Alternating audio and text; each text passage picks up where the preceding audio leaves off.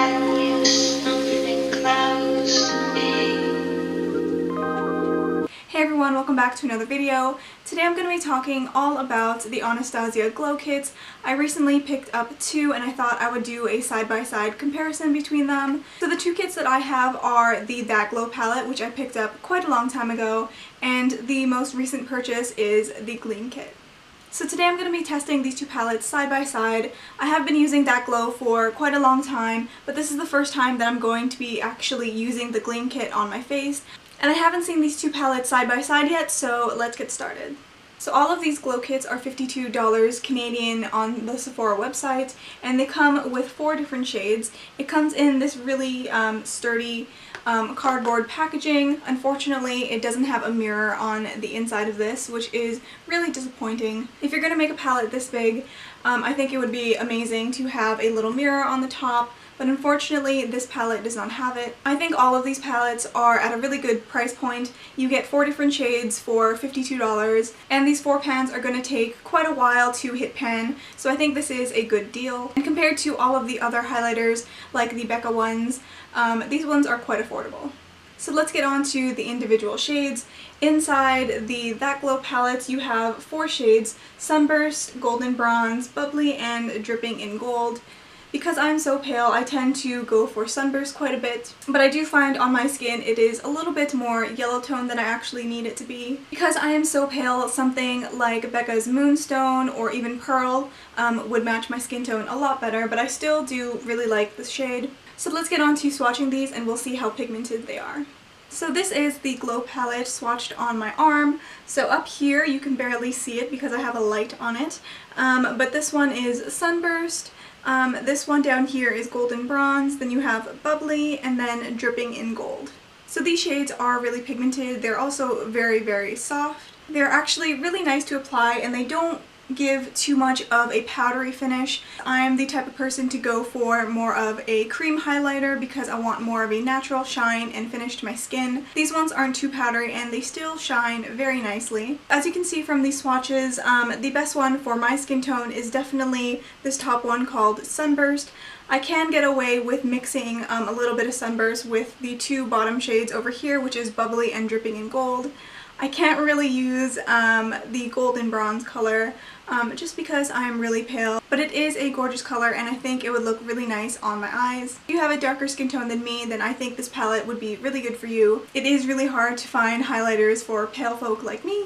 So now we're going to move on to the second palette, which is the Gleam palette. This one is the exact same size as the first one, also is $52 Canadian on Sephora, and also comes with 4 little pans like this. Again, no mirror, but wish there was. But these highlighters have more of a pinky rosy tone to them, which I really like. The other one is more of a yellow bronzy tone. In the pans you can see that these are a little bit lighter than the ones in the That Glow palette, so I think they're going to work a little bit better for my skin tone, and I also really do like the pink flush to them. So just to go through this palette really quickly, this top color up here is called Hard Candy, this one's Mimosa, Starburst, and this bottom one down here is called Crushed Pearl, which I'm very excited to try out. So this is all of the shades swatched on my arm. Over here you can see is Hard Candy, Mimosa, Starburst, and then Crushed Pearl at the very bottom. I think these shades are much better suited for lighter skin tones, especially this bottom one called Crushed Pearl. These two ones swatched at the bottom, Starburst and Crushed Pearl, you can see that they're really nice on my skin tone. They're not too dark, and they also have a little bit of a pink tint to it, which I really like. Mimosa is the darkest shade in the Gleam palette, and it kind of looks similar to the Golden Bronze in the That Glow palette, but I would say the Golden Bronze is slightly darker. And I think one of my favorites in this palette is actually Hard Candy, which is swatched right here. It kind of has a little bit of a duochrome finish. It is a little bit pinky in some lights and a little bit more like bronzy in others. I think it is really beautiful. I would definitely go and try swatching that in store because it is really something that I cannot describe. I think these shades in the Gleam palette are more suited for people with paler skin tones, especially Crushed Pearl. So as you can see in the pan, Crushed Pearl is a little bit more of a ashy pinky color, which is going to be perfect on paler skin tones. This will look kind of ashy on medium to darker skin tones, so this is definitely one for the pale people. As you can see from my swatches, it matches my skin a lot better than the one up here, which was from the That Glow palette in Sunburst. Overall, the texture is the same throughout all of the palettes. They're all really soft and very pigmented. You don't really need much to have a high impact, but I think now I'm going to be putting some on my cheeks. So I think I'm going to go in with a mixture of Bubbly and Sunburst, and I'm going to put that on this cheekbone. I think these highlighters look really, really nice on the camera, but it is, again, easy to go overboard. I don't really want to highlight everything on my face. I don't want a streak of shimmer on my cheekbone. I just want it really nicely blended in. Can you see it? That is so gorgeous. And with a different brush into Crushed Pearl and a little bit of Starburst. Oh, I love the shades in this. And I'm just going to put that on this side.